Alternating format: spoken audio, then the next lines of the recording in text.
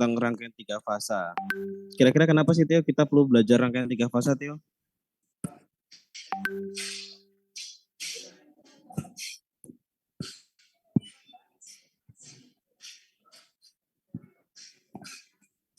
Halo.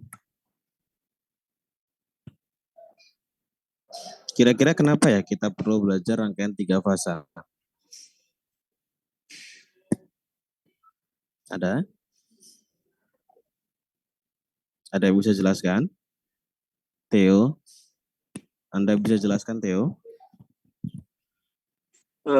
Rangkaian tiga fasa biasanya digunakan untuk motor industri yang memerlukan daya besar, Pak. Oh, jadi untuk kebutuhan industri yang membutuhkan daya besar. Kalau memang semakin banyak angkanya, kenapa nggak semakin banyak fasanya, Theo? Emang bedanya apa sama satu fasa, Theo?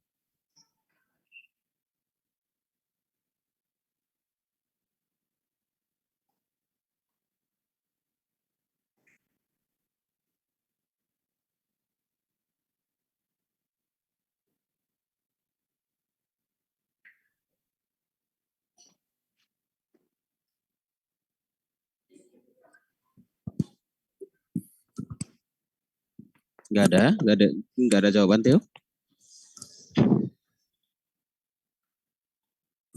Oke. Kalau kalian masih bersifat seperti ini, ya monggo ya. Nanti jangan kaget dengan soal UTS-nya. Saya coba sudah mengajak kalian berpikir lebih jauh ya. Jadi kita di minggu sebelumnya atau di hari Kamis ya, di pertemuan sebelumnya, kita sudah berdiskusi mengenai tentang daya. Ya, daya pada alternating current. Ini sudah ya. Nah, daya pada alternating current ini merupakan cikal bakal kenapa kita perlu belajar yang tiga fasa. Atau orang kenapa mulai mencari yang tiga fasa, tadi sebenarnya si Theo sudah menjelaskan gitu ya. Karena kita sudah belajar tentang daya AC, maka orang itu akan selalu mencari, selalu membutuhkan hal-hal yang sifatnya alternating current ini tambah dan tambah dan tambah. Jadi semakin lama penduduk semakin banyak, ya, kebutuhan akan listrik selalu naik. Kebutuhan listrik naik. Nah, pada saat kebutuhan listrik naik ini, pada saat itu belum ditemukan mekanisme atau cara untuk menghantarkan daya yang lebih besar. Sehingga para peneliti mencoba mengetahui mekanismenya apa yang pas. Jadi, dalam listrik AC, kita ada sumber, ada beban, kita transmisikan dari sumber ke beban. Kita transmisikan energinya. Tentu kita tidak lupa besarnya hambatan adalah massa jenis kabel, luas penampang, rho L per A. Ini kita tahu massa R-nya. Lalu kalau kita sudah tahu jenis kabelnya memiliki hambatan berapa, maka pertanyaan selanjutnya adalah berapa besar energi yang loss? Energi loss. Besar energi loss itu adalah I kuadrat dikalikan dengan R. Oke, kalau lupa saya turunkan lagi. Energi loss itu adalah P. P itu adalah V dikalikan dengan I. V sama dengan I kali R. I kali R dikalikan dengan I. Maka akan menjadi I kuadrat R. Inilah besarnya energi loss. Berarti energi loss itu akan sangat bergantung terhadap yang namanya arus, besarnya arus. Namun, perlu kita ketahui bahwasannya ketika kita ingin mengirimkan daya dari sumber ke beban, berarti mau tidak mau, suka tidak suka, beban pun akan dayanya naik. Misal, yang awal dia hanya memiliki 200 watt. Kemudian suatu saat dia ingin menaikkan karena kebutuhan listriknya naik menjadi 400 watt. Secara otomatis P itu adalah V dikali I, V dikali I, V-nya cenderung statis, maka I-nya lah yang naik.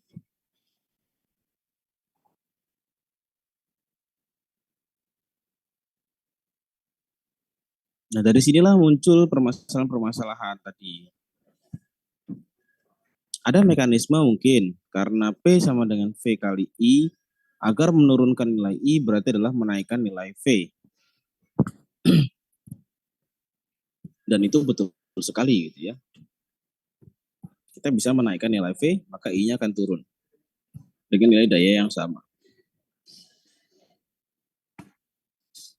Hanya saja itu tetap menimbulkan dilema, berarti kita harus menaikkan seberapa tinggi nih tegangan.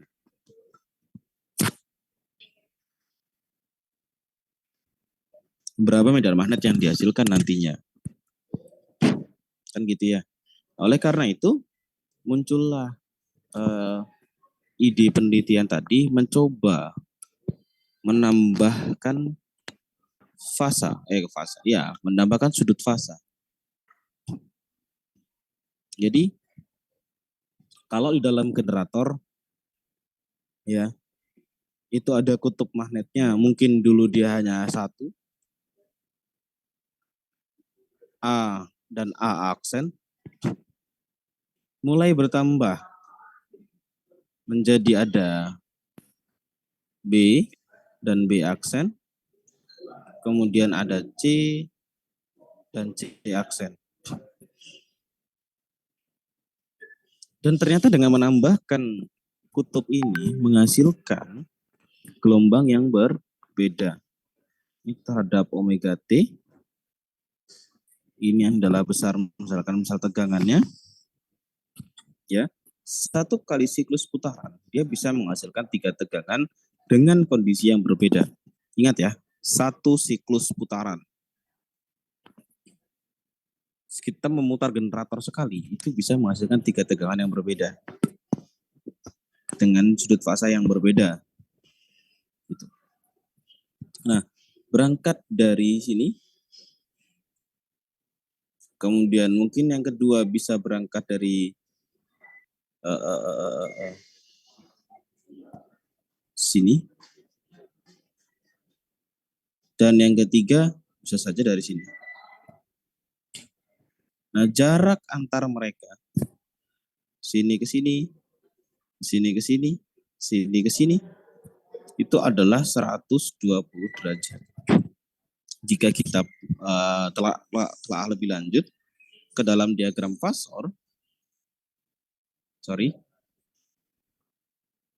ke dalam diagram fasornya, maka sebenarnya kita memiliki 3 posisi. VA, VB, dan VC. Perbedaan sudut di antara mereka adalah 120 derajat. Yang mana 120 derajat ini jika kita jumlahkan semua, ya kali 3 sama dengan 360 derajat, yaitu satu lingkaran. Dan inilah cikal bakalnya tadi. Lalu muncul pertanyaan, kalau 3 berarti kita bisa mengirimkan daya lebih besar ya dalam satu siklus. Bagaimana kalau kita buat dia 6? Bagaimana kalau kita buat dia 9? Betul nggak? Kenapa tidak 6 fasa? Kenapa tidak 9 fasa? Kenapa tidak 12 fasa? Betul? Benar. Kalau dengan 3 fasa, kan kita berpikirnya satu siklus putaran ya. Satu siklus putaran itu hanya akan mengantarkan kalau satu fasa dia hanya akan mengantarkan ini yang saya warnain biru. Dia hanya akan mengirimkan energi sebesar itu. Dan kalau 3 fasa dia bisa 3 kalinya. 1, 2. Dan punya dia sendiri 3. Dia bisa 3 kalinya. Nah, dengan cara seperti itu berarti semakin banyak fasa semakin banyak daya yang bisa dikirimkan, gitu kan ya. Lalu pertanyaan saya berikutnya adalah kenapa tidak 4 fasa? Kenapa tidak 6 fasa? Kenapa tidak 12 fasa?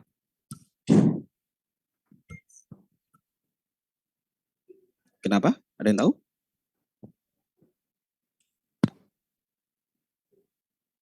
Karena kayak keefektifan gitu.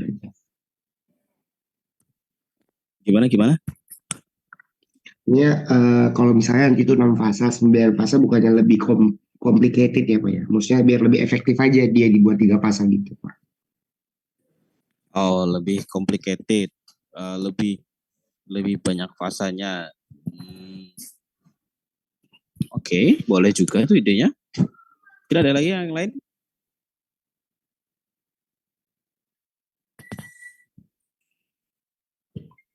Ada lagi yang lain?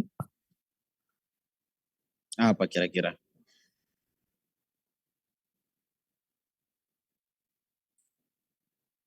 Oke, kalau belum tahu bisa buat PR deh. Ya. Kalau belum tahu nanti bisa buat PR. Nanti kalau sudah ada jawabannya boleh dibahas di grup. Nggak ada masalah.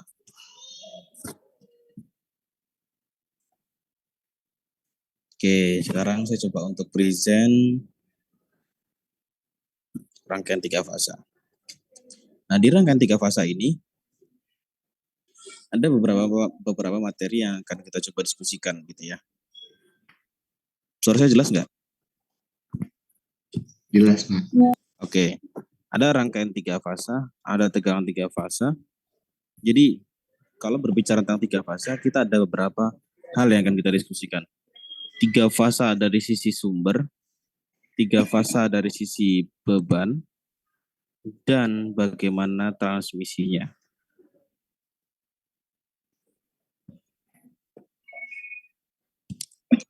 Kita fokusnya dari sana. 3 fasa dari sisi sumber, 3 fasa dari sisi beban, dan 3 fasa dari sisi transmisinya. Lalu bagaimana menyeimbangkan ketiganya? 1, 2, 3. Oke. Untuk rangkaian 3 fasa tadi di awal sudah dijabarkan ya, bahwasannya nih dia dibangkitkan dari generator 3 fasa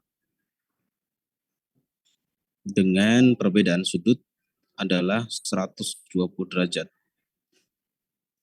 Ingat, kalau tadi saya gambarkan dalam bentuk fasor, VA, VB, VC. Perbedaan yang di antara mereka adalah 120 derajat. Nah, ini contoh ketika kita berhadapan dengan beban 3 fasa, beban sumber 3 fasa, dan transmisi 3 fasa. Tetapi di sini dengan koneksi 4 pengkawatan. Ya. Keuntungan 3 fasa. Sebagian besar tenaga listrik dihasilkan dan distribusi dalam 3 fasa.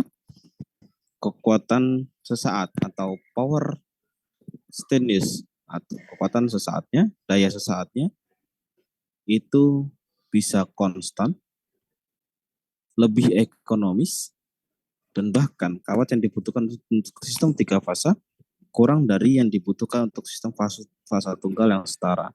Ini maksudnya adalah ketika kita menggunakan satu fasa, maka sumber beban dia membutuhkan 2 pengkawatan ya. Ini untuk fasa, untuk netral. Kalau untuk beban yang sama, berarti dikali 3, berarti total ada 6 kawat penghantar.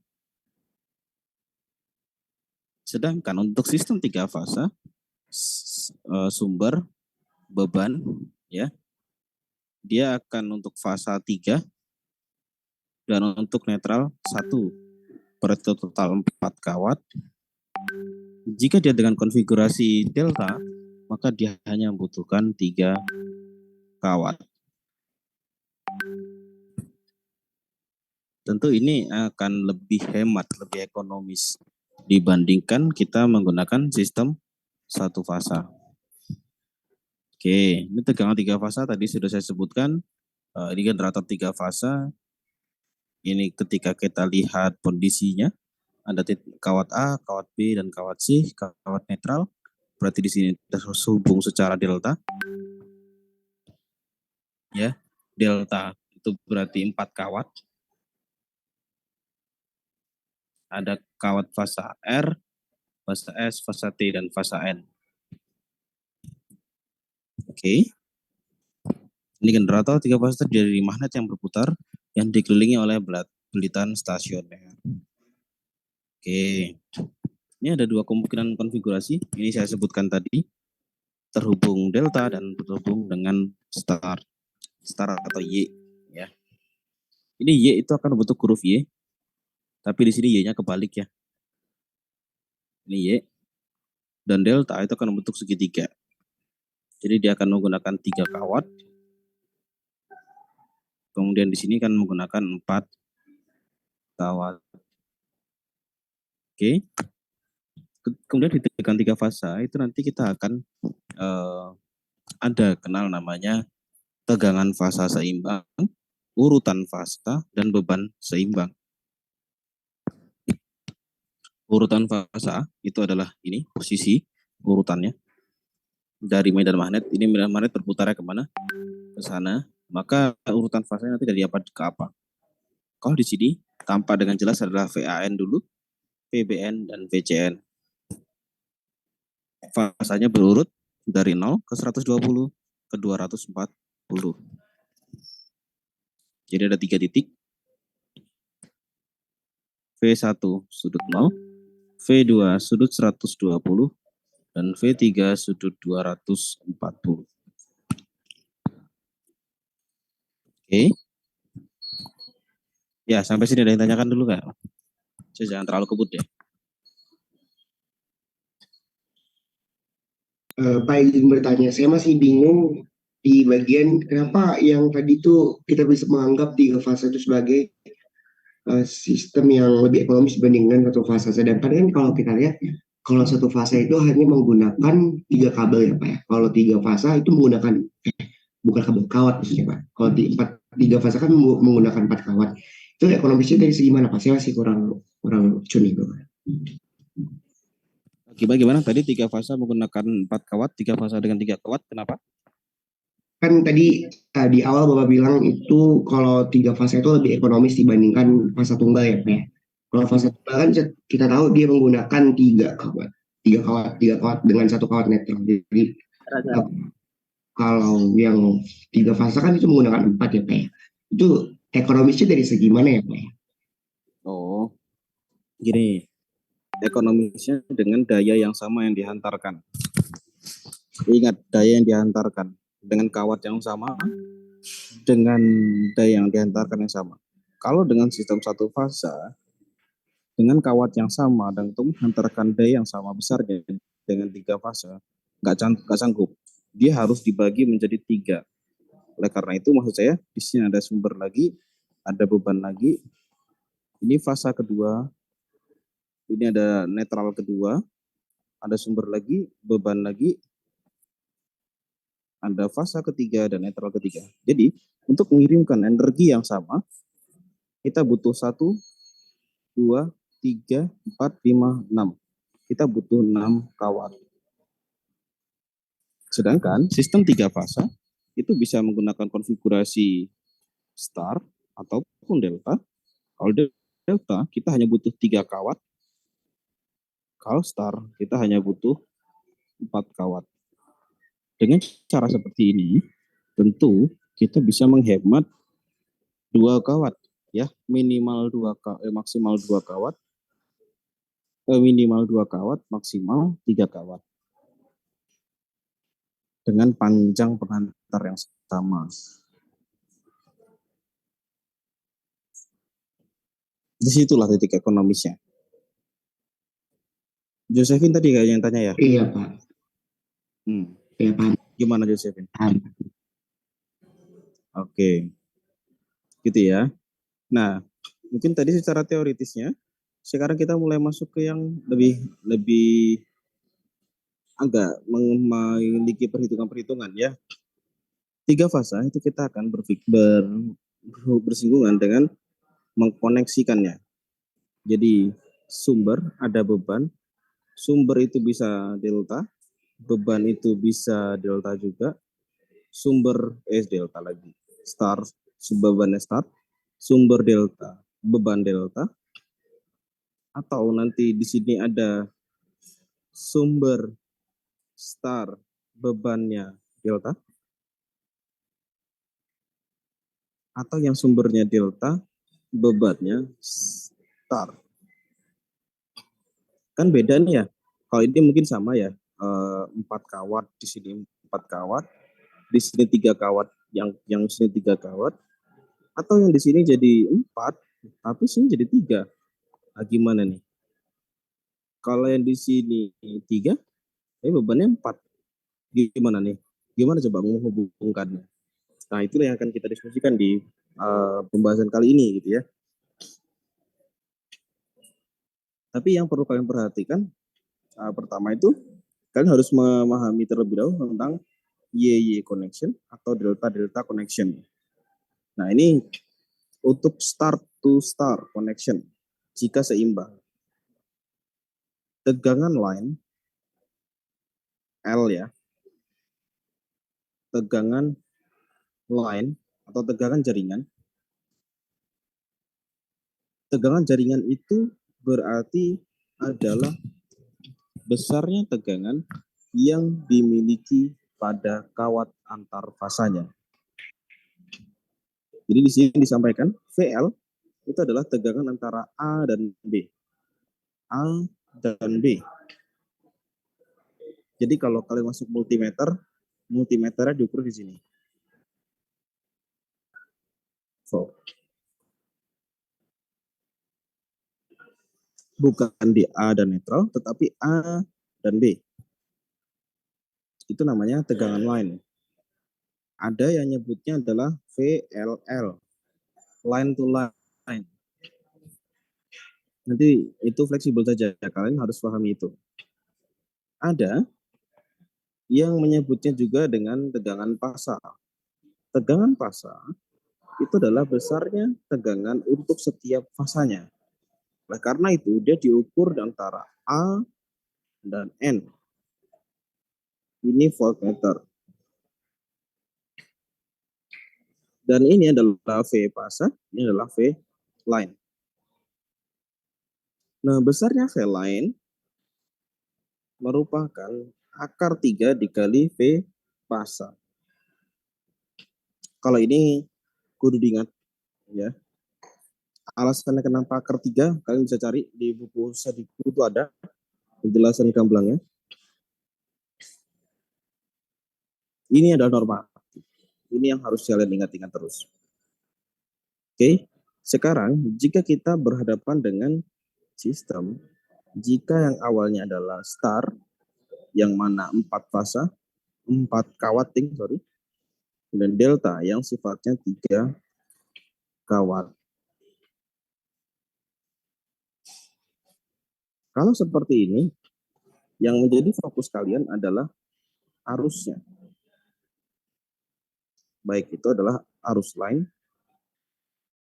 atau arus. Kalau arus line itu yang ada di sisi transmisinya.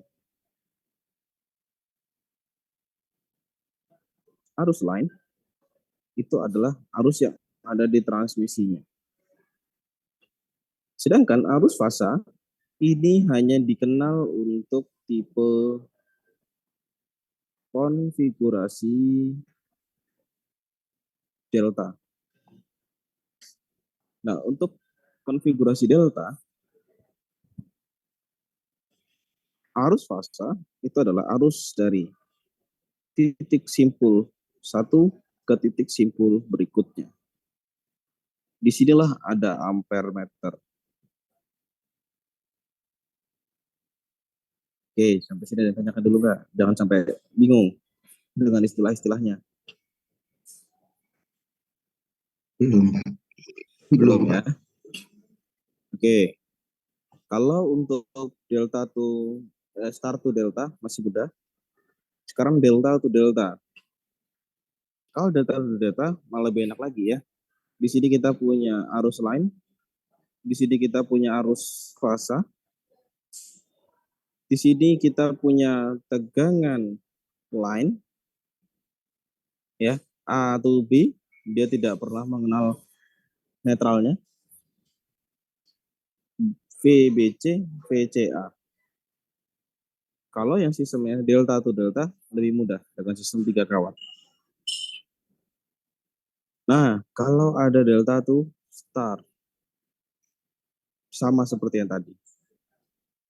Kita punya tegangan, kita punya arus line, kita punya tegangan beban, tegangan fasa, ada tegangan lainnya. Oke, ini coba kita bandingkan dengan beban seimbang. Yang sisi kiri adalah transmisi untuk 1 fasa, yang sisi kanan untuk 3 fasa. Kita ambil contoh di sini, untuk 1 fasa itu besarnya adalah P aksen loss, besarnya adalah R2 atau 2 kali R kali dasarnya daya dibagi besarnya tegangan.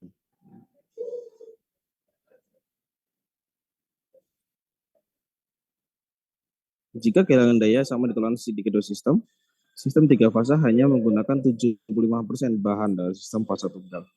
Ini yang tadi ya, ketika kita menggunakan 6 kawat, bandingkan dengan 3 kawat, ataupun 4 kawat. Oke, nah ini untuk ketika beban tidak seimbang. Jika kita punya beban 3 fasa, yang terkonfigurasi secara star,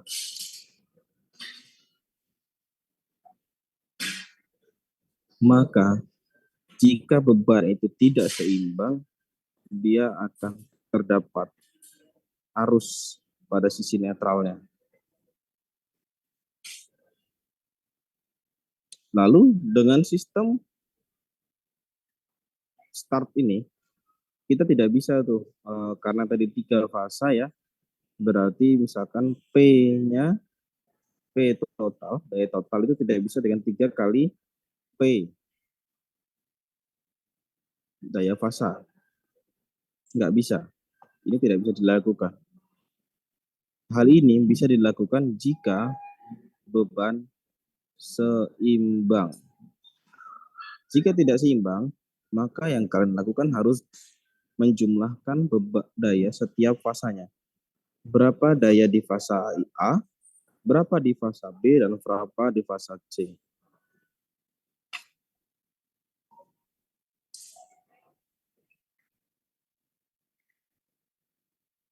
Dan kalian cukup melihatnya tadi, bisa dengan di sini ada impedansi, di sini ada arus, di sini ada tegangan C ke N. Tentu kalian bisa menghitungnya dengan sederhana menggunakan hukum Ohm. Oke.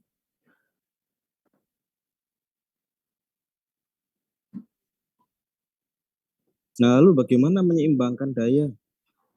Mungkin itu PR terbesar ya. kanan. Kanan. Buri.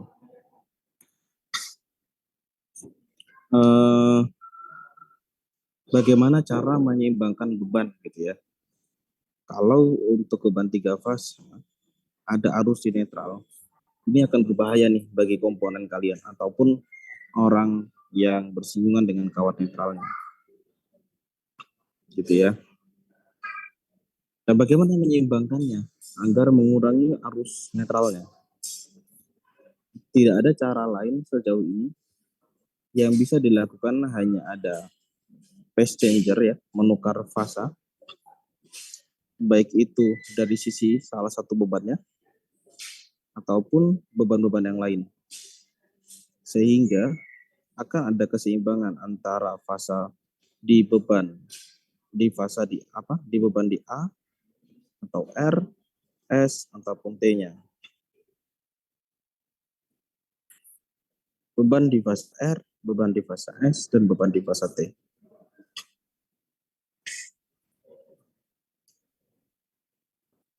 Nah, mekanisme penyeimbangnya ini ada beberapa cara gitu ya. Kalau cara PLN biasanya mereka menggunakan beberapa persamaan yang mereka gunakan gitu ya. Cara simpel dan cara cepat untuk menyeimbangkan fasa. Itu ada bagi sisi PLN. Tetapi secara ilmiah tetap bisa kalian hitung terlebih dahulu berapa beban yang harus dipindahkan.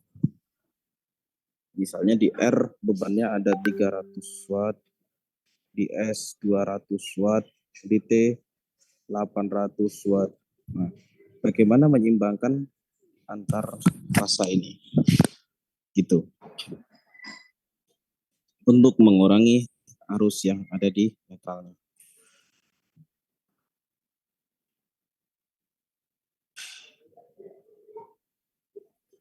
Oke, untuk aplikasi sendiri biasanya sistem 3 fasa ini akan diimplementasi di jaringan rumah kita ya. Jadi salah satu rumah atau salah satu kompleks itu akan menggunakan salah satu fasanya saja. Kompleks berikutnya ada menggunakan fasa berikutnya, kompleks berikutnya lagi, fasa berikutnya lagi. Mungkin kalau kalian sadari tegangan di setiap rumah itu beda-beda pastinya. Karena semakin jauh dari transformator, maka tegangannya akan semakin rendah. Apalagi yang makai besar-besar gitu ya. Losisnya semakin tinggi juga.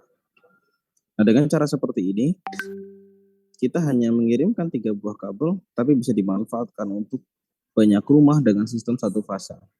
Karena rumah-rumah belum tentu menggunakan sistem 3 fasa. Jika rumah kalian besar, dengan daya terpasang besar, maka pasti akan menggunakan sistem 3 fasa. Tapi kalau daya kalian hanya sekitar mungkin terpasang 450 VA, 900 VA gitu ya. Nilai-nilai segini mungkin cukup menggunakan 1 fasa. Ini contoh berikutnya jika misalkan di appliance atau diterapkan di rumah ya. Tapi ini rumah bukan di Indonesia karena menggunakan tegangannya 120. Ini contoh yang ada dari buku Sadiku. Jadi ini adalah contoh yang ada di Eropa. Gitu. Mereka langsung menggunakan 3 fasa. Jenis lampunya langsung terpasang masing-masing. Seperti itu. Bisa juga untuk soket dan seterusnya. Oke, seperti itu untuk diskusi pada hari ini. Ada yang tanyakan? Boleh, silahkan. Untuk 3 fasanya.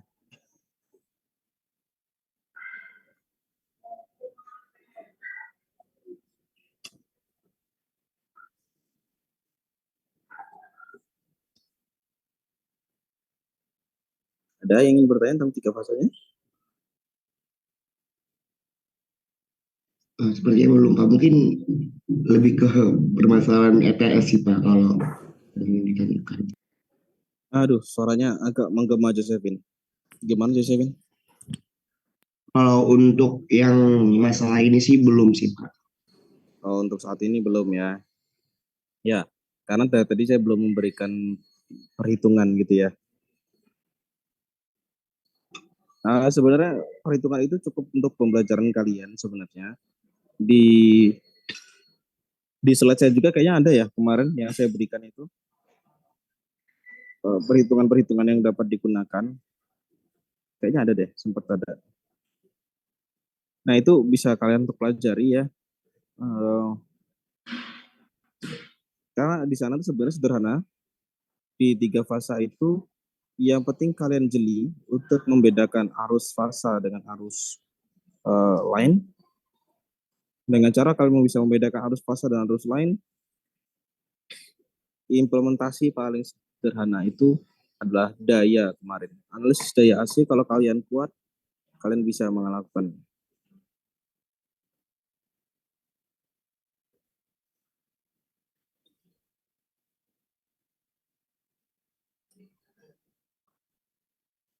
Gitu ya. Perbanyak latihan, semua itu ada di Sadiku. Saya rasa itu bisa memudahkan kalian. Biasanya kalau untuk UTS atau ada soal-soal kayak gitu ya untuk perkuliahan, yang akan banyak keluar adalah tentang sistem tiga fasa yang tidak seimbang justrunya. Kenapa yang tidak seimbang?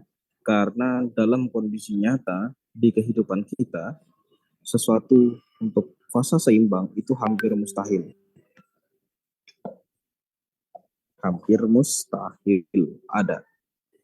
Mayoritas pasti adalah tidak seimbang.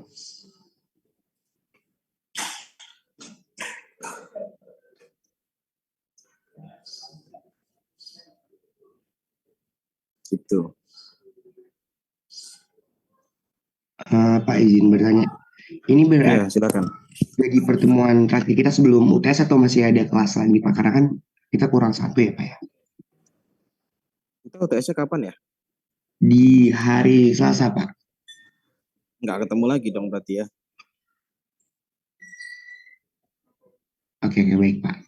Mm-mm. Jadi kita kurang satu ya. Ya udah nggak apa-apa. Yang satunya belajar mandiri aja.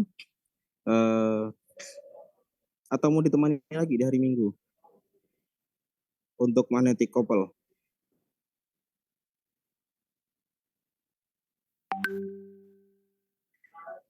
Mungkin nanti bisa dikabari lagi Pak. Soalnya beberapa mata kuliah juga ada kuis juga di hari Minggu. Oke, nggak ada masalah. Intinya materi satu lagi, kalaupun untuk mendukung presensi kalian ya, kan kadang kalian harus apa tuh presensi sentral ya dari Pak Syam ya, betul nggak? Iya Pak, dari Prodi Pak. Iya. Nah untuk presensi sentral, kalian open video yang tentang apa itu kemarin kopling magnet ya. Kalian screenshot aja dari situ.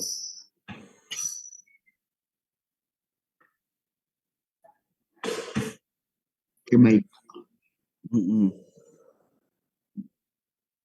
Jadi menunjukkan bahwasanya kalian sudah belajar gitu ya di hari itu. Buat aja di hari Minggu kesepakatan Josephine. Jadi teman-teman kalian sama untuk laporan ke prodi sama-sama di hari Minggu gitu.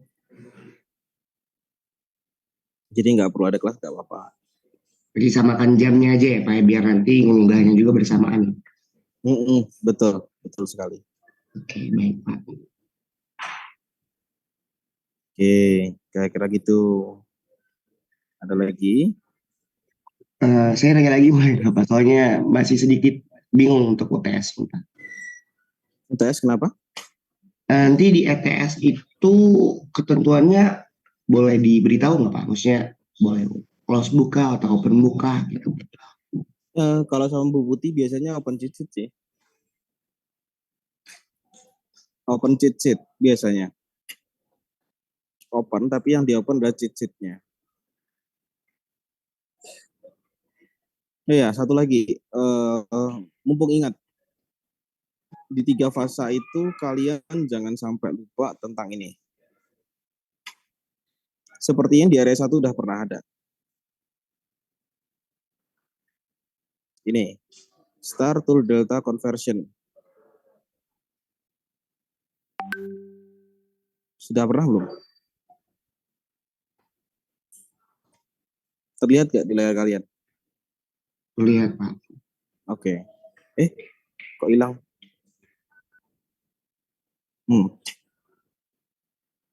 Star to delta conversion atau delta to star conversion.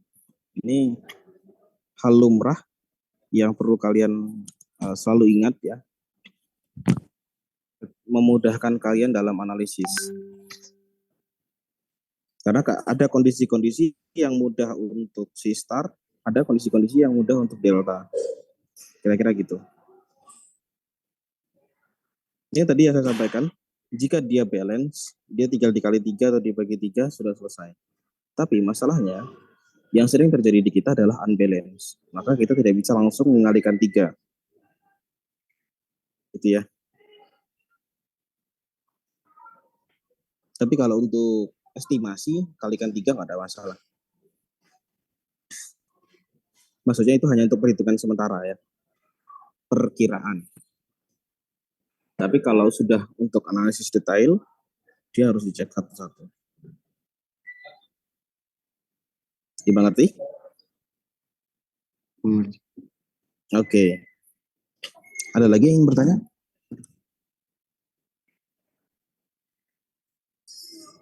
Pak, izin bertanya Pak, untuk kisi-kisi ETS itu apa aja ya Pak? Sampai kopling magnet, Reva. Oh, baik. Terus Pak, kan katanya tadi untuk absen kan lihat video yang ada di e-learning Pak terkait magnet itu. Nah itu cuma ada PDF aja Pak di di e-learningnya Pak.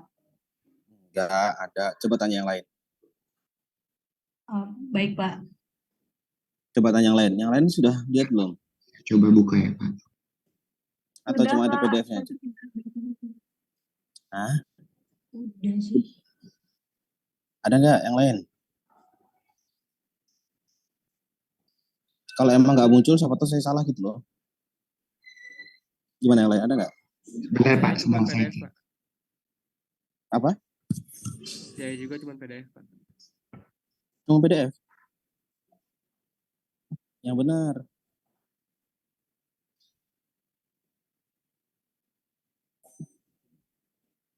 Iya Pak. Bentar. Oh, oke. Saya salah restricted ternyata. Oh, enggak dong. Yang trafo sudah kalian lihat?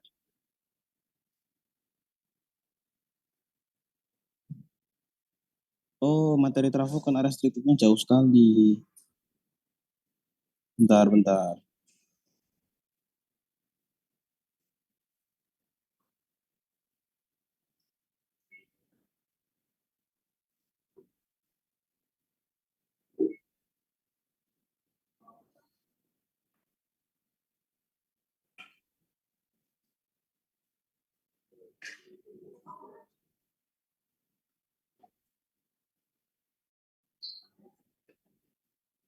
Wah, harus di laptop ya lagi. Coba saya hapus restricted-nya.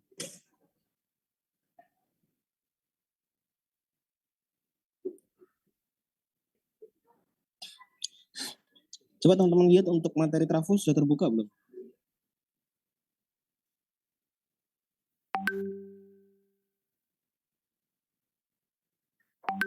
Saya coba hapus restricted-nya tadi. Sudah ada, Pak, trafo, Pak, di bawah magnet, Pak. Ya, di rangkaian terpadu magnet ya. Nah, kalau kalian sudah melihat materi rangkaian terpadu magnet, materi trafo, kemudian linear trafo, ideal trafo, itu urut itu barusan. Saya lupa itu, membuka kuncian yang trafonya. Izin Pak, yang rangkaian 3 fase juga sebenarnya belum ada sih Pak. Yang di e-learning nggak bisa Yang dibuat. apa? Yang 3 fase. Yang mana? Yang 3 fase.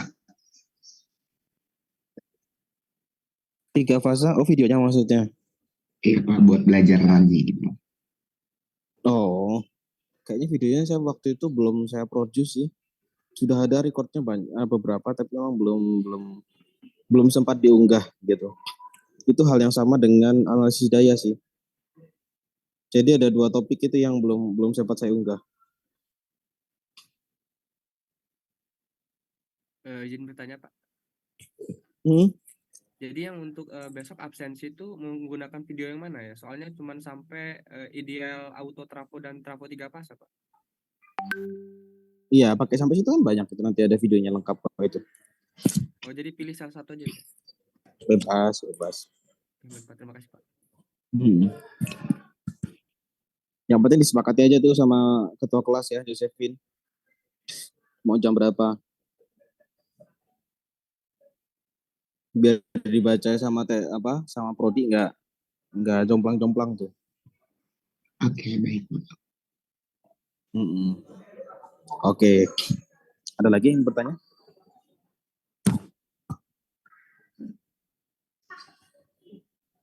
Kalau tidak ada, boleh dokumentasi ya.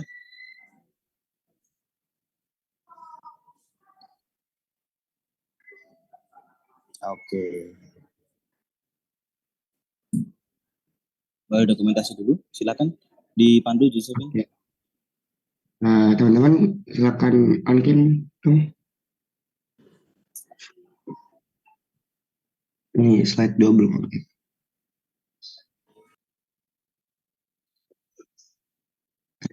Saya sedikit slide. Oke. Slide pertama. 1, 2, 3. Oke, slide kedua.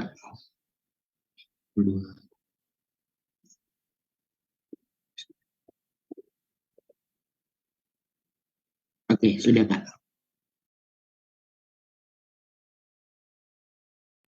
Oke, terima kasih Josephine ya. Ya, saya sedang di luar soalnya, jadi mohon maaf ya jika tadi suaranya banyak yang terganggu, noise-nya. Tapi mudah-mudahan itu tidak terlalu signifikan ya. Oke, ada lagi dari semua, ada yang bertanya lagi?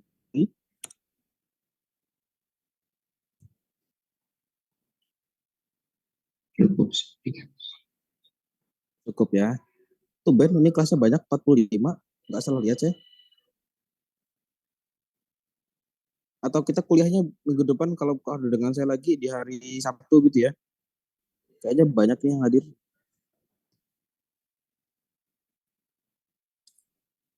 Ya udah. Oke, kalau tidak ada pertanyaan, bisa kita tutup untuk hari ini. Terima kasih atas atensinya pada hari ini, semangatnya pada hari Sabtu. Jangan lupa untuk tetap jaga virus di mana-mana masih beredar ya. Musim pancaroba, kemudian musim uang juga mulai cekak ya, karena mendekati bulan puasa juga, sudah pertengahan bulan juga gitu ya. Tetap jaga kondisi, tetap fit, bentar lagi ETS, evaluasi tengah semester. Mudah-mudahan ketika evaluasi tengah semester, hasil yang didapatkan juga bisa maksimal gitu ya. Nanti kita awali dengan berdoa, kita akhiri juga dengan berdoa. Udah menurut kepercayaan masing-masing, berdoa dimulai.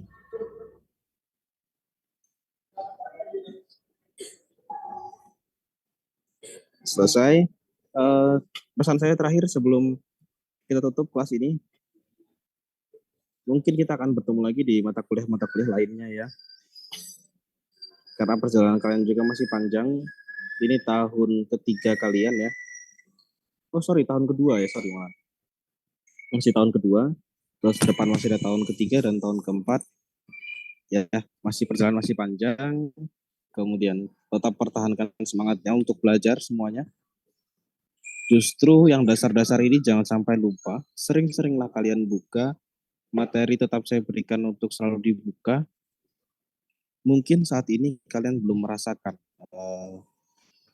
dampaknya atau kegunaannya gitu ya. Tapi kalian akan rasakan nanti ketika mulai KP. Kalian akan rasakan ketika mulai tugas akhir. Di saat-saat itulah jangan sampai kalian menghabiskan waktu untuk mengulang pembelajaran yang sudah lalu-lalu. Lebih baik kalian efektifkan waktu untuk bekerja lebih giat dari sekarang. Itu pesan saya untuk kalian semua. Tetap semangat ya. Elektro tidak sesusah yang dibayangkan kok. Hanya butuh semangat saja untuk tetap fokus. Analisis rangkaian itu, logik dari rangkaian kalian harus selalu dimainkan. Karena asumsikan rangkaian listrik itu sebagai aliran air, aliran itulah yang akan memudahkan kalian bergeser kemana nantinya. Sifat-sifat rangkaian pelajari, pahami prinsip-prinsipnya, sehingga kalian akan tahu dampak yang terjadi pada rangkaian tersebut nanti apa saja. Gitu ya. Oke, terima kasih. Sampai berjumpa di lain kesempatan. Jika ada salah kata untuk pertemuan-pertemuan ini, saya sampaikan permintaan maaf. Sekian dari saya. Assalamualaikum warahmatullahi wabarakatuh. Selamat pagi semuanya. Selamat pagi, Pak. Terima kasih. Waalaikumsalam. Terima kasih, Selamat pagi, Pak. Pak. Terima kasih, Pak.